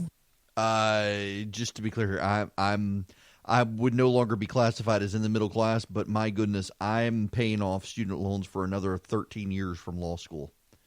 I have been paying for a very long time on I don't even practice law anymore, and I'm paying off student loans. Why don't we ban student loans? Make people pay for their own college instead of getting subsidized loans. I realize that's a radical plan here, but I would argue it's less radical than making higher education completely free. By the way, how do you make higher education completely free? There's not enough money for that.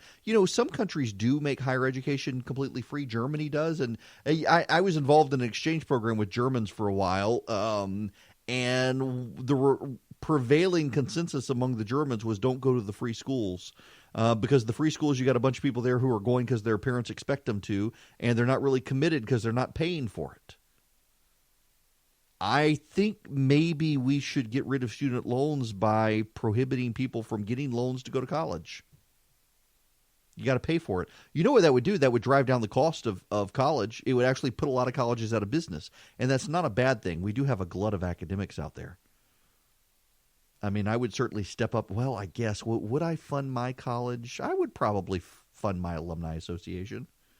I'm still paying on college loans right now. My theory is, why am I giving money to my college when I'm still paying for it? Once I stop paying for it, I'll certainly give some alumni dollars, I guess. But right now, I don't know about that. There are a lot of colleges and universities that would go under, but they are propped up right now by a subsidized student loan market that allows them to increase costs higher than inflation. And overall, I think that hurts. I think overall that hurts everybody. And because it hurts everybody, you've got a bunch of Democrats now saying, hey, let's forgive everybody's student loans. And what's that's going to do? It's an unfair process. What about the people who've already paid off their student loans? Should they get money back? Is this another form of reparations of something? People who've already paid off their student loans, let's punish the responsible people who paid off their student loans. Or do we give everybody money and it's just a government handout? Or do we means test it? Oh, you make too much money. You were too successful after getting out of college. We're going to punish you now. None of it makes sense. Liberalism is the logic of an insane asylum. I really doubt they're going to ever have the votes to do this either. You know, this isn't popular among moderate Democrats in Congress. They kind of understand the problems, very much like slave reparations. Slavery reparations are something that sounds really good to the progressive element out there, but to moderate Democrats, they know it spooks voters. Even black voters don't find it that popular. It's going to hurt them. Now, I want to move on to a story. And I have hesitated whether or not to do it, but I'm looking at the clock. It's 14 after the hour. I got about 6-7 minutes where I can dive into this without diving too far and depress everybody. If you have children listening right now, now may be a good time for you to step away for the next 5 minutes. I'm giving you a chance. You are warned. I don't want to talk about the story, but the story compels me to talk about it. Okay, 3, 2, 1. The New York Times has a story over the weekend that is disturbing and demented, and were it animals, I think people would be severely outraged and take action. But it involves children. And in a society that thinks we can abort a child until the moment the child is born, or if you're the governor of Virginia, give birth to the child, let him be comfortable and then decide whether or not to kill him, it's not generating the outrage that it should. The New York Times has a story about the massive amount of child abuse that is being videotaped or photographed and shared on social media. It is a deeply demented and disturbing story. And it shows just a willful failure of not really social media companies per se, but the government itself to figure out how to solve the problem. It is horrific. And a lot of people are blaming Facebook, Twitter, Google, and the like for these things, but it's really the people using their services, and they're doing the best they can to try to deal with it. Gabriel Dance from the New York Times has been working on this story. For months, my colleague, Michael Keller, and I have been investigating one of the darkest, most depraved topics I've ever encountered. Online child sexual abuse material, also known as child pornography, what we found is deeply troubling.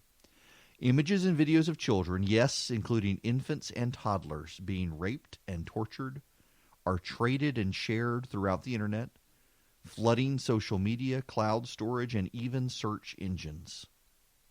Last year, over 45 million images, 45 million, were reported to the federal clearinghouse that's responsible for collecting, reviewing, and distributing the illegal imagery. That's more than 120,000 images and videos every day.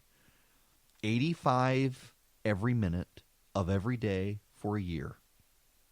Every single image or video is documentation of a crime, and all are beyond the pale. I've read descriptions of abuse that were previously unfathomable to me. They've rocked me to my core. They raise fundamental questions about humanity. Just to be clear, I'm reading Gabriel Dance's Twitter feed now. We've spoken with survivors whose lives are inextricably changed, not because of the abuse, but because of the ongoing re-victimization caused by imagery of the worst moments of their lives circulating online. These interviews were gutting. One woman we spoke to, who was filmed being assaulted by her father when she was 12, talked about the devastation she faced every single day. She said, "You're just trying to feel okay and not let something like this define your whole life, but the thing with the pictures is that's the thing that keeps this alive." The investigation raises many difficult issues. Foremost is encryption. The same technologies that offer anonymity and protection for whistleblowers, dissidents, and those who are being persecuted offers dark corners for criminals to hide. Facebook Messenger was responsible for 12 million of the 18 million reports to the National Center last year. Earlier this year, the company announced it was going to encrypt the service. Company spokespeople told us the encrypted Facebook Messenger would effectively blind them to the content of messages including those that are trading illegal imagery. Records obtained by the Times show that for every report of child sexual abuse imagery sent to law enforcement resulting from WhatsApp, Facebook's encrypted messenger service, there were more than 70 from Facebook Messenger. Encryption and the right to privacy is a human right. But things aren't so black and white when protecting privacy means millions and millions of reports of the worst abuse fathomable are soon to be cloaked in darkness.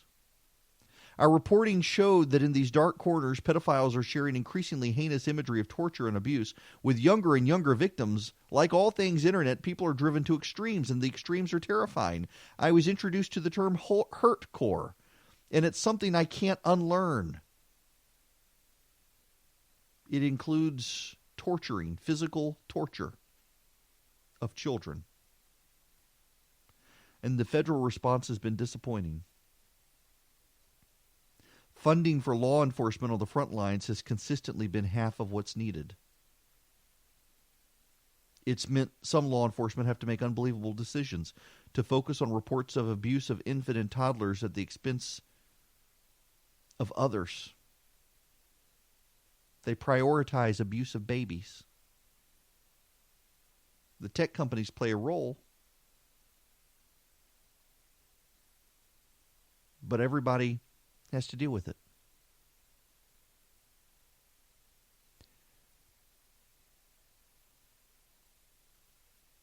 If these were pictures of animals being tortured and abused, what would the response be? What do you think the response would be? I'm guessing there would be national collective outrage. And there would be demands for action. But these are kids. And the action's not there. The outrage isn't there. There's a lot of blame shifting. Hey, let's blame the social media companies. Well, there's a lot more blame that needs to go around than that. You people are sinners. We all fall short of the glory of God. We all, like sheep, have grown astray, but there's real evil in the world as well. And we as a society, as we've embraced moral relativism, what is true, what is truth, we've minimized the impact of evil in the world. And there's real evil in the world. And there's something dark and disturbing creeping back into society as secularism rises and Christianity fades. And of course, the sins within the church have led this happen, because as I point stuff out like this, there are those of you listening right now who can say, oh, but look at the church, look at the church, look at the church, look at the Boy Scouts, look at all the problems there. You have no moral credibility. Yeah, the moral credibility is gone for the institutions that should deal with this. And so now it creeps in even more with a secular society at a greater pace, at more awfulness. Now it's not just priests molesting kids. It's actually tying down babies and torturing them, physically torturing them. Makes me want to gag just talking about it. There's something deeply demented happening in society. And you know, I tell my kids all the time, it's stuff like this that makes me think God's real. And people will say, how can you hear this horrible stuff and think that there's a real God? He wouldn't let this happen. And it's like, no, I've read the Bible. This stuff gets worse and worse until the last day. People are being turned over to their depravity. This is all Romans 1. People are being turned over to their depravity. Society itself is being turned over to its depravity. God has stepped back and let us have our way, and we are seeing it. And I've got to tell you, I don't know what to do. I've got no idea what to do, but something needs to be done. This is not one of those issues. And you know, the left will say, well, see, you can't have, you got to support abortion rights. They'll find a way to turn this into an abortion argument that by forcing people to have kids, look what happens to the kids. We don't want to bring kids into the world. We should be able to abort them. No, that's not the answer. Either killing kids is not the answer to stamping out the abuse of children. Something's got to give. Something has to give. Somebody's got to do something. The government needs to, all of us should stand up. And again, if this was an animal, there would be some action taken. It's horrific. Yes, you can call in. 877-97-ERIC, 877-973-7425. Them's the numbers. Feel free to call in. This shouldn't dwell on that New York Times story. We should, but we shouldn't. It's horrific. It is horrific.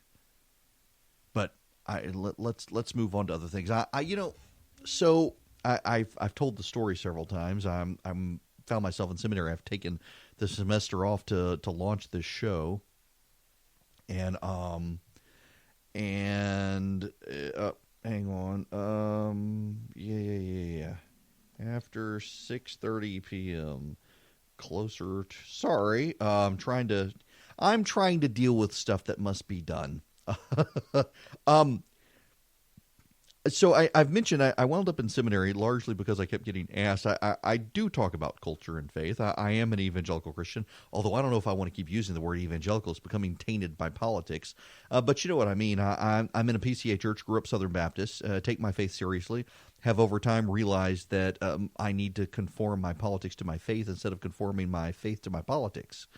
And I talk about it. And in so talking about it, the scales have fallen off my eyes, so to speak. It hadn't really been a road to Damascus moment, but what I have learned more and more, what I've seen more and more, what I've witnessed more and more is that we really do have a failure of grace in politics these days.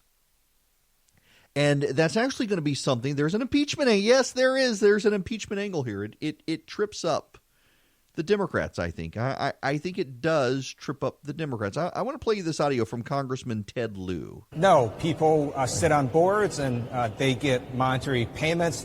And what the evidence actually shows is that Ukrainians looked into this, terminated the investigation, found nothing there. So this is just made up, which also is very troubling because you have the American president essentially asking Ukrainians to manufacture dirt on a political opponent because there really was no evidence of corruption. Except there was evidence of corruption, of Hunter Biden getting $50,000 a month to sit on the board of a company he had no experience on, and the Democrats' willful refusal to accept it or believe it, and their lack of grace to understand that there is another side to this is problematic, but there's something more to it as well. And I'm seeing this among people who are on the right, but they really hate the president. And that's going to undermine the impeachment. And I'll explain what I'm talking about when we come back. We don't have enough time here, but just stick around. You need to hear this. I'm just here for the music. Welcome back. It's Eric Erickson. The phone number, 877-97-ERIC, 877-973-7425. Across the state of Georgia and around the nation on Facebook Live right now. Don't forget, you can text the word show to 33777. You'll get the daily podcast of the show. You'll get the daily email from the show. You'll get everything other than the recipes. That's separate. You got to text recipe instead of show to 33777 for that. Okay. Let me read you a quote. It actually just came in from email. Completely unrelated to what I was going to talk about, but directly related. Daniel Patrick Moynihan, in a commencement address in 1969 to Notre Dame. By the way, did y'all hear Pete Buttigieg, who is the mayor of South Bend, after the Notre Dame UGA game, says that he feels guilty for liking football, that it's basically bad to like football? Okay. What is it that government cannot provide? It cannot provide values to persons who have none or who have lost those they had. It cannot provide a meaning to life. It cannot provide inner peace. It can provide outlets to moral energies, but it cannot create those energies. In particular, government cannot cope with the crisis in values that is sweeping the Western world.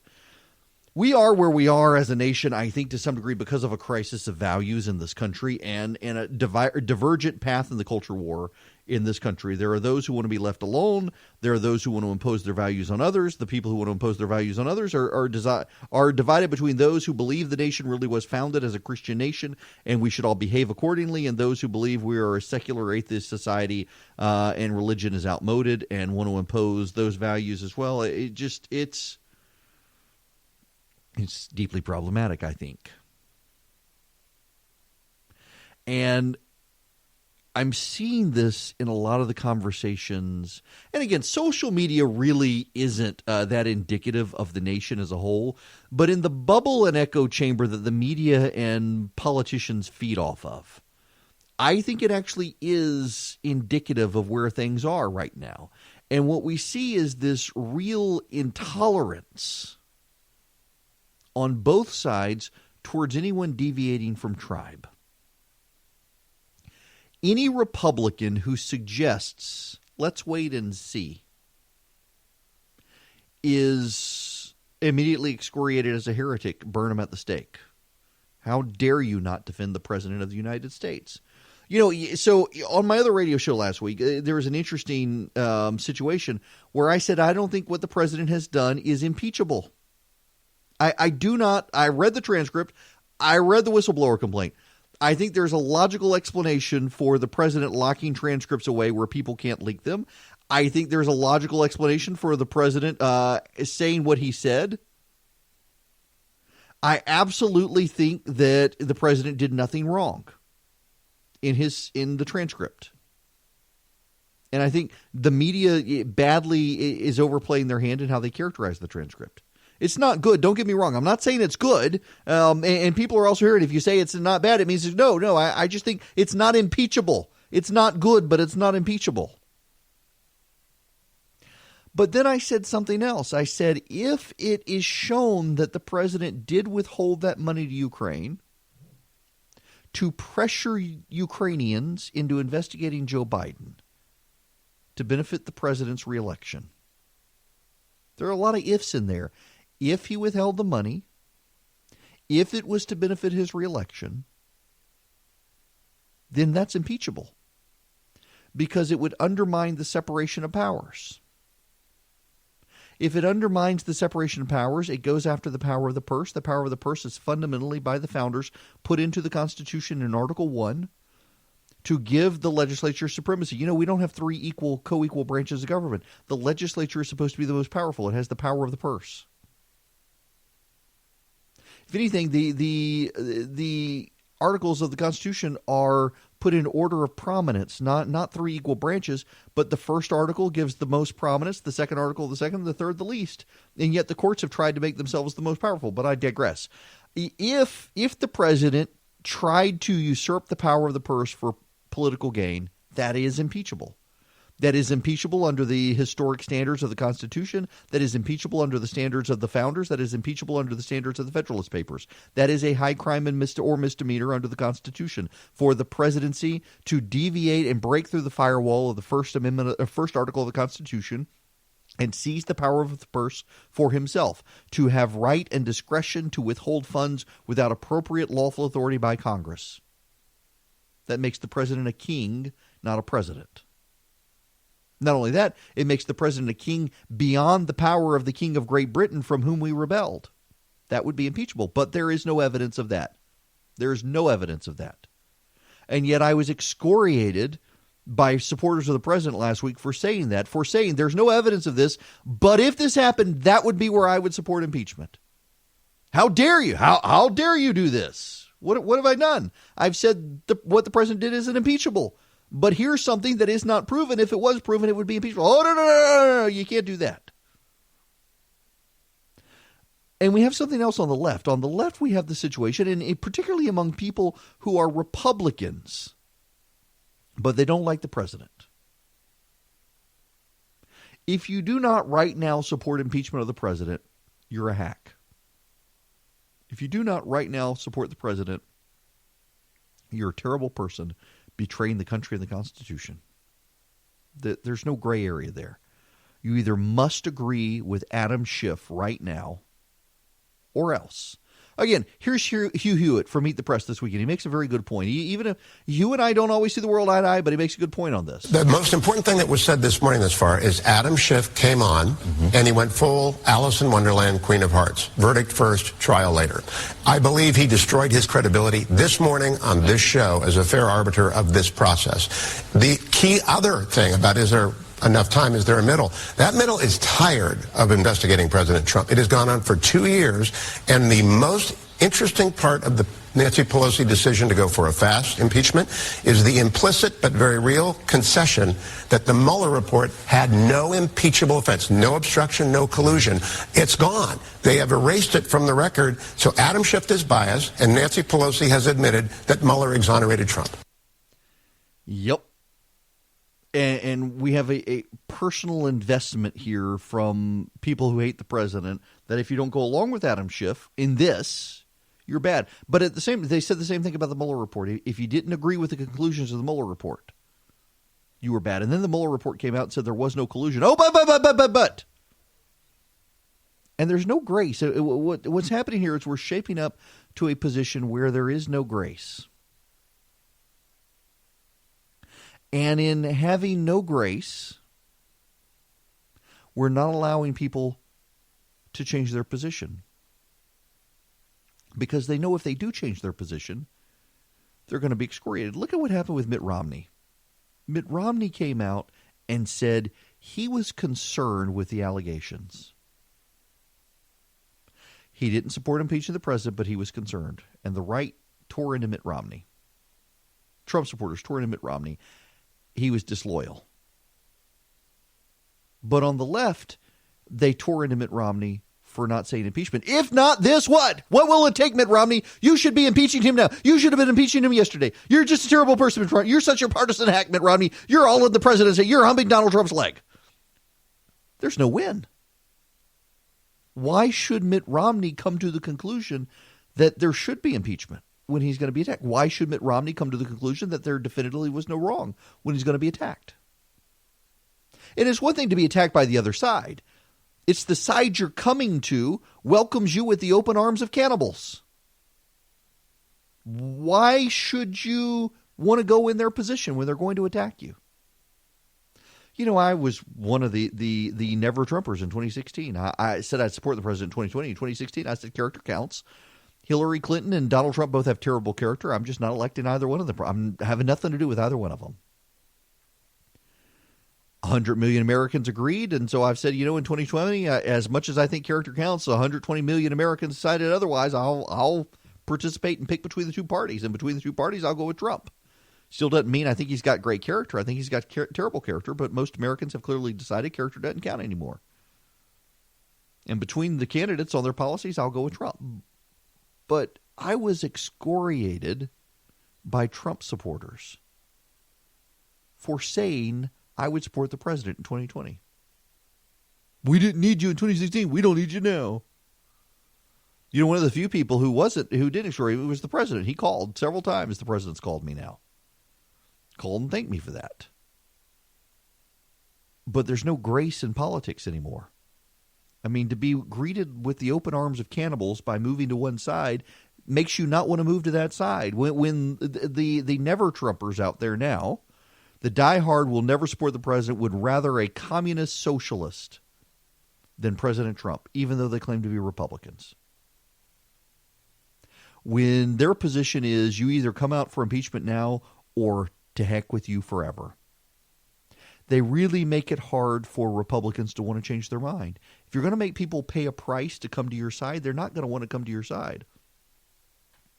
You know, what did Jesus say to the apostles, the Great Commission? When you go out, preach, teach, and baptize in my name, making disciples of all the world. He didn't say go out and burn the sinners at the stake. He said welcome them in, show them grace. Now, certainly with him, there's repentance. With God, there's repentance. You must repent.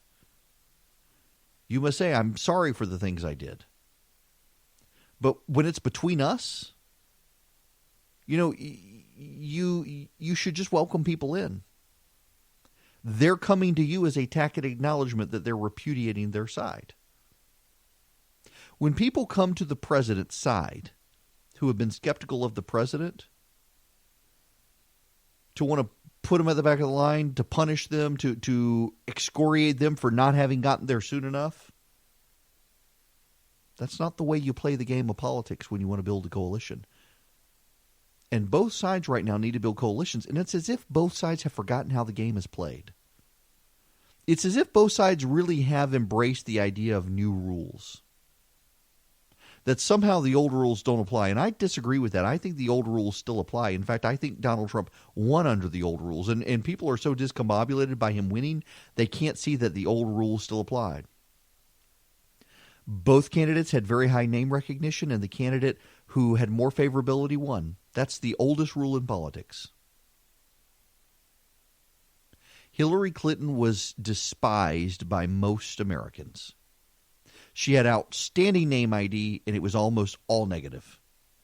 Donald Trump was despised by a great many Americans, but not nearly as many as Hillary Clinton. And so he won. You fast forward to 2020, there's a problem for the president now. More Americans now despise him. And if it's Joe Biden, Biden could still win because more Americans have a favorable impression of Biden. Except the Trump campaign, they're going to tear him down. They're going to spend a lot of time tearing him down. The one thing they're going to have a hard time doing, though, is if they continue to pursue the wacky conspiracy theories to tear him down, as opposed to Joe Biden allowed his children to profit from his time in office. And it would be deeply corrupting. Now, that's a hard argument for Trump and family to make because of Ivanka and Eric and Donald Jr., but the Democrats have been making that case against Trump. Trump could not only make it against Biden, Trump could show something the left can't show against Donald Trump. Trump could show something the left can't show against him, and that is there is no evidence that Eric Trump and Donald Trump Jr. or Ivanka have been going around picking up contracts with third world governments and businesses that do business with the United States. That's all on Joe Biden. The conspiracy theory train isn't going to work. But pointing that out, I think, here's Chris Wallace from This Weekend about the conspiracy theories. Oh, I think it's changed quite a lot, Sandra. And the spinning that's been done by the president's defenders over the last 24 hours since this very damaging whistleblower complaint came out, the spinning is not surprising, but it is astonishing and I think deeply misleading. Let's look at what the whistleblower says. The whistleblower says that there was a troubling call in which the president asked the Ukrainian president to investigate and to look at the allegation of misdoing by Vice President Biden and by his son. We now have a rough transcript of that phone call, and that's exactly what happened. The whistleblower, this is back in August, said that for a very unknown and surprising reason that the administration had held up aid to Ukraine. That was not widely known at the time, but in fact it turns out that it was the case. Yeah. They're going to have to do a better story than they've done. They're not going to be able to make this about Joe Biden protecting his son because we know that's not true. It turns out the investigation was over. It turns out that a lot of John Solomon's reporting is wrong. And a lot of conservatives, I've gotten emails from people berating me for not sticking up for John Solomon's coverage, but the more we learn he got a lot wrong. But people are showing no grace. I mean, my goodness, I have been defending the president on this impeachment stuff now. I went on CNN on Friday night and defended the president. On CNN, I defended the president. And yet the president's defenders want to attack anyone who defends him if they don't defend him enough. And the same's true on the other side. The left wants to attack anyone who questions the president but refuses to come to their position immediately. You're going to have a lot of people in the middle who refuse to go in either direction. And that's going to drag this out and hurt the president, but it's also going to drag it out and hurts the impeachment case. The Democrats recognize they've got to expeditiously deal with impeachment. If they don't expeditiously deal with impeachment, guess what's going to happen? People are going to grow weary of it, and they're going to start having sympathy for the president. CNBC actually has this article that if you drag out impeachment for too long, people will develop sympathy for the president. You have to deal with it expeditiously, except the Democrats can't deal with it expeditiously. They got to grant due process. They've actually got to have hearings. They've got to give the Republicans a way to make a case. They got to do that. And if it goes to the Senate, it takes even longer. Now, Mitch McConnell's already said that they will take up impeachment. If it comes to the Senate, he believes the rules of the Senate require that they take up impeachment. But the Democrats in the 1990s offered a motion to reject impeachment immediately upon arrival at the Senate. And it failed.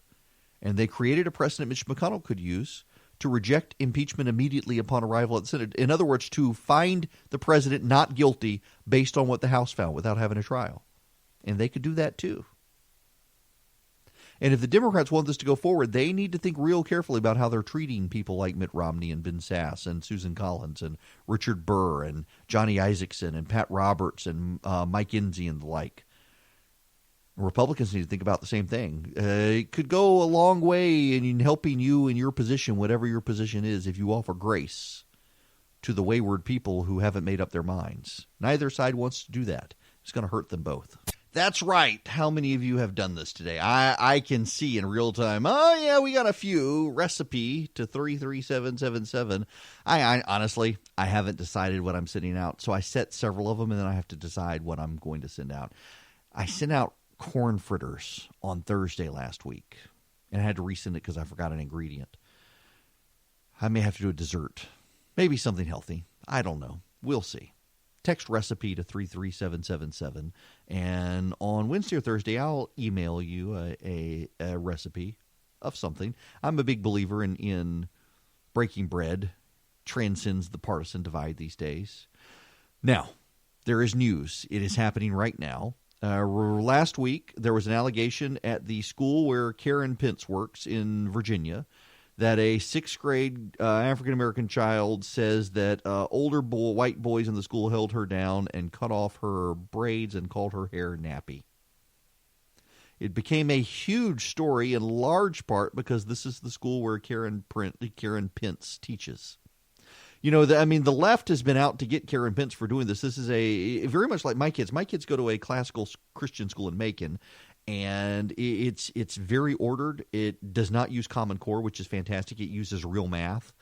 The kids have to learn Latin. They've got to argue. They've got to do dissertations, things like that. Very, very, very detailed and rigorous academic training. And it's Christian. And to get into the school, your parents have to have an interview based on their faith testimony. If your kid transfers in from middle school, they got to be active in a youth program at church.